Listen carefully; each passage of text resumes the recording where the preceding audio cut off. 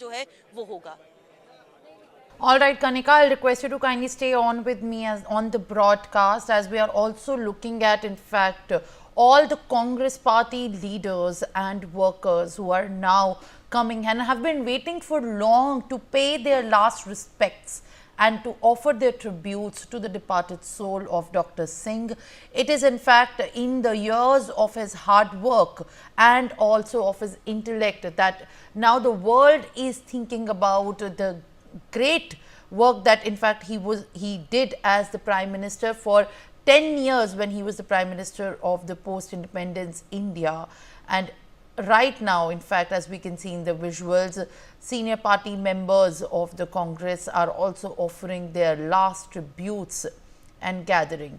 Sonia Gandhi also in fact offered her last tributes to Dr. Singh.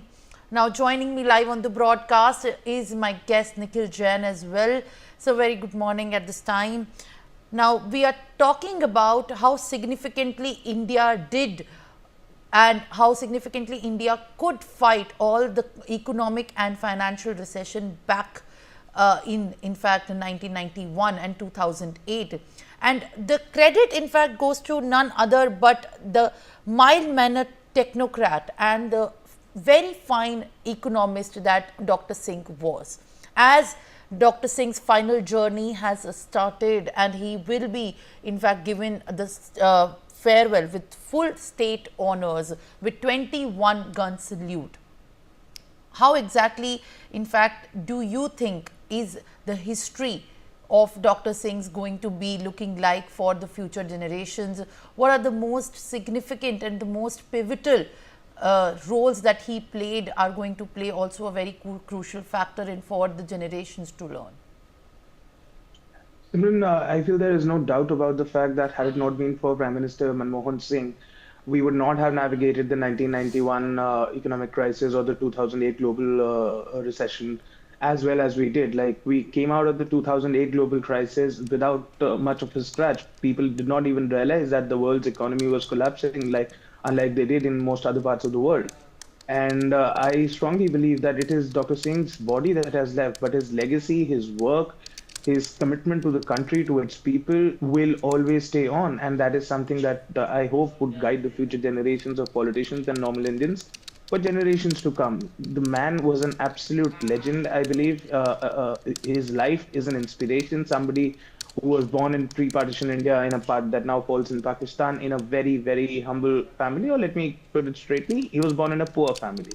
And but yet he, fled the horrors of partition, uh, studied his way to the best of colleges, went to Oxford, went to Cambridge, taught at the best of colleges, became the chief economic advisor, finance secretary, RBI governor, planning commission deputy chairman, finance minister, prime minister, you name it, and the man had done it without the slightest aura of the hoity-toityness or the kind of arrogance that we see in most of our politicians. He was always mild-mannered, whether it was on the floor of the parliament, in a press conference, or somewhere else. Like, very interestingly, the prime minister who was called the Gunga prime minister or the remote control prime minister is today being hailed by people across party lines, politicians and non-politicians alike, that he was the one who successfully navigated the Indo-US nuclear deal, even if it may have costed him his government. He was the one who navigated us out of the 2008 global recession. And he was also, interestingly, the prime minister who holds the record for having the most press conferences, over 100. Like, nobody comes close, not even Jawaharlal Nehru. Of course, that was a different time, press wasn't as popular, but be that as it may, Dr. Singh held more than 100 press conferences for somebody who's called a Gunga prime minister. And I really feel that it is a very strong disservice to his legacy that the current incumbent government has done by not having him be cremated at the special sites that are generally used for prime ministers, all the way from Jawaharlal Nehru to Lal Bahadur Shastri to Indira Gandhi to Atal Bihari Vajpayee. Everybody was cremated at either the Rashtriya Smriti Sthal, Vijay Ghat, Shanti Wan, Shakti Sthal, Veer Bhumi, and so on and so forth. This is something that the government of India should have planned for. It's honestly, when the prime minister or other ministers in the government now go around and say that Manmohan Singh was great and this and that, and he should be given a Bharat Ratna. I don't think the BJP has said it, but some other people in the opposition, sorry, in the attached to the ruling dispensation have. I honestly feel that it's like crocodile tears. When the man was navigating you through a global recession, instead of supporting him, You tried to take pot shots at him. You called him a shikhandi. You called him a remote control prime minister. You created this furor in the country that the inflation is because of the mismanagement of this government and not with and trying to like fool the people, now telling them what really was at play, which was the global recession and the rising food prices. So I feel history will remember Dr. Singh very kindly. It may not remember those very kindly who very unfairly treated him in public life and the kind of jibes that were taken against him, calling him Shikandi and all of that. It's his work, his mannerism, his achievements, his contribution is for the nation to see and respect. And I'm glad that people are doing that today. Well, in fact, very rightly said, Mr. Jain. At this time, history indeed will be kinder, as I also spoke earlier about how, in fact, the contributions will never go in vain, as there is going to be a lot of, in fact, learnings from the era where Dr. Singh led, in fact, the crisis, and also not just led it, but gave those resolutions which help the nation build and shape its economic response. Now, let me also get Jangbir Singh, who has been an aide to Dr. Manmohan Singh from the 2000 to 2004. Sir, appreciate you speaking to me in this emotional time, as in fact we are talking about how significant contributions have shaped India's economic growth. Apart from that, there has been another image of Dr. Singh in the public life. Now, history, in fact, is going to be kinder to him, but at the same time, are there any learnings from Dr. Singh's tenure and his time being the Prime Minister, and as you have worked with him for a time of 4 years, what is that one thing that you will always be remembering and you will always be cherishing as a matter, as a token of learning from Dr. Singh, who is now being remembered and fondly appreciated across the globe? Good morning. One of the things that I will clearly close to me is that Dr. Saab always had a sea of patience. He would never react to any incident, any occurrence, immediately driven by emotion. He would step back, he would think about it in the larger perspective, as he was mostly in a public space, so he always thought about the country first. It was never about his personal emotions. So all personal attacks towards him, he could easily distract it from the larger decisions which he had to take for the betterment of the department or the government, whichever role he was playing at that point of time. I'd like to bring a point at this stage is that a lot of things, one of the things which got overlooked is that he had an incredible art of diplomacy. At that point of time when he was even Prime Minister, the government in India and the polity was complex. There was extreme right wing and left wing, and he managed to navigate all of that incredibly, and that happened with a lot of personal dispensation. And if you look at it at the same time across the world, we were at the Middle East was tearing itself apart. China was a very strong rising star. India had come out of the throes of socialism and we were stepped into capitalism. And it was no more the non-aligned time period. And yet, Dr. Saab managed to develop a personal hold with everybody and these larger-than-life leaders across the world, whether it was the US, France, and in Russia, to the point that he managed to get back what's best for our country. And the best example of that would be the deal to be in the NSG group, the nuclear suppliers group. And that only happened, and if you look back, George Bush managed to sign off most of them in his last few days, but that only happened because of his personal relationship. So that, that Dr. Saab paid attention to every little detail, every relationship, but with a large sea of patience and with a clear mind, without getting carried away by any personal attempt on it. Bilkul. All right. In fact, Mr. Jangbir, as you are saying that even during the time of distress, that is one learning, that now politicians and also people in the department of the government also need to look at and learn a lot more from the time when India was in a way worse situation, but he never let that get into the world image, and also held the country together to spearhead, in fact, the development narration.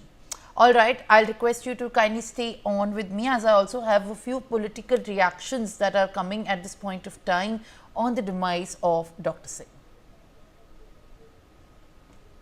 आप देख रहे हैं पूरे देश से reactions आ रही हैं, और चूंकि इन्होंने अपने 10 साल का जो कार्यकाल निकाला है एज ए प्रधानमंत्री, उससे पहले फाइनेंस मिनिस्टर, उससे पहले भी जिस भी असाइनमेंट पर थे, तो उन्होंने बहुत ही एक्सीलेंस के साथ में हर असाइनमेंट को देश के खातिर निभाया, और काफ़ी अप्स एंड डाउन्स वाले सिचुएशंस भी जैसे आती हैं, तो दोनों सिचुएशनों को बहुत ही तरीके के साथ संभाला। यही मतलब एक खूबसूरती होती है एक देश के लीडर को। तो कभी इरिटेट नहीं होना, कभी गुस्से में नहीं आना, कभी मतलब जिस तरह की बातें होती है वो उनमें नहीं थी।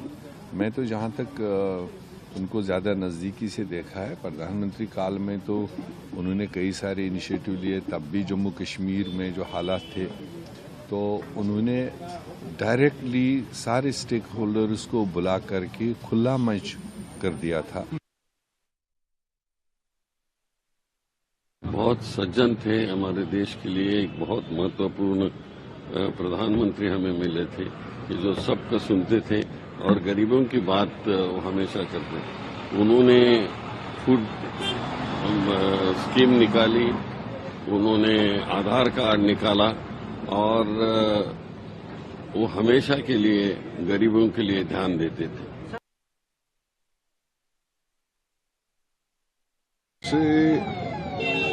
Already, Manmohan Singh has made it very clear before he died that the media and the opposition party will have to remember him. Every part of every single citizen of this country has to remember him on whatever the works he has done for the country. He has done on a giving on rights through the constitution, through the amendments. Either it may be right to education, right to food, right to employment, right to transparency, or whatever, right, fair. All the farmers, land losers in the country are getting a very huge compensation. That is a big revolution to the entire nation.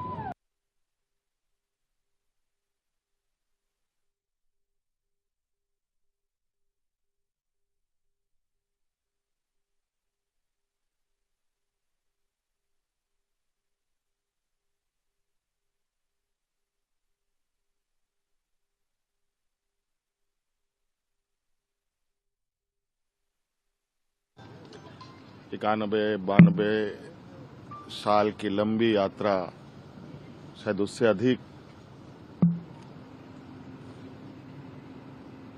एक लंबी यात्रा उन्होंने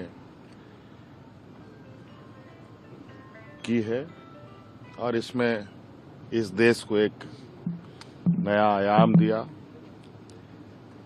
एक नई दिशा दी, और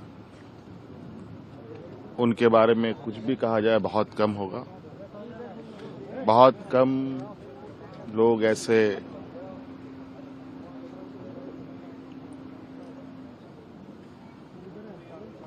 आज के समय मिलते हैं। उनके अनुभव, उनके दिखाए गए मार्गदर्शक इस देश के लिए एक मील का पत्थर है।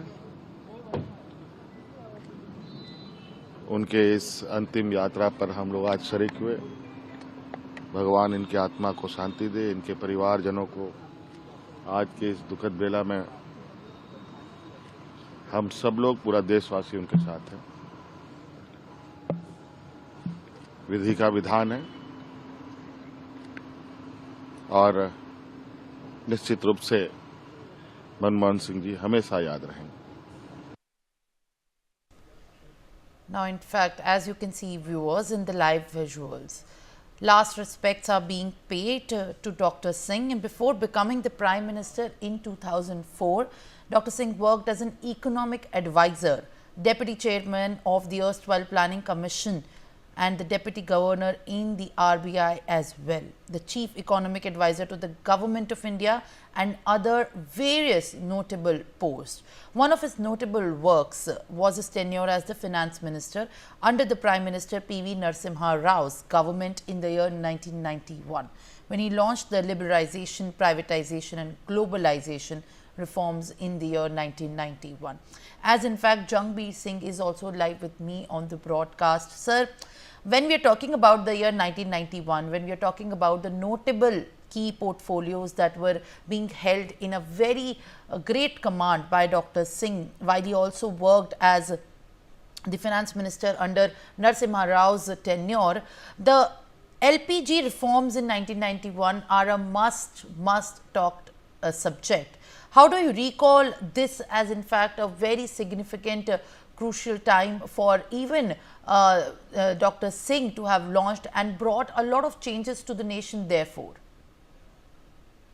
Well, I'm not in the correct position to talk about that time period, and my knowledge on that would be very limited. But I can tell you that Dr. Singh was a great exponent that India needs to step out of socialism and into capitalism. And that was to, as we have a very large part of the population that was marginalized. And the only way to better the standards of living and step out of poverty was to be a challenging force in the world. So Dr. Singh was very clear in his mind, unlike a lot of people say that he was soft-spoken and his demeanor was quiet. But the fact of the matter is he was very clear and articulate in his economic thinking and the way it was forward. He would, once a position was taken and once he was decided that this is where we go, he was strong, and he was strong enough to even explain it to everybody that this is the right way forward, and he would never deter from that. So I'm sorry, I can't really explain about that LPG position because that was a little before my time.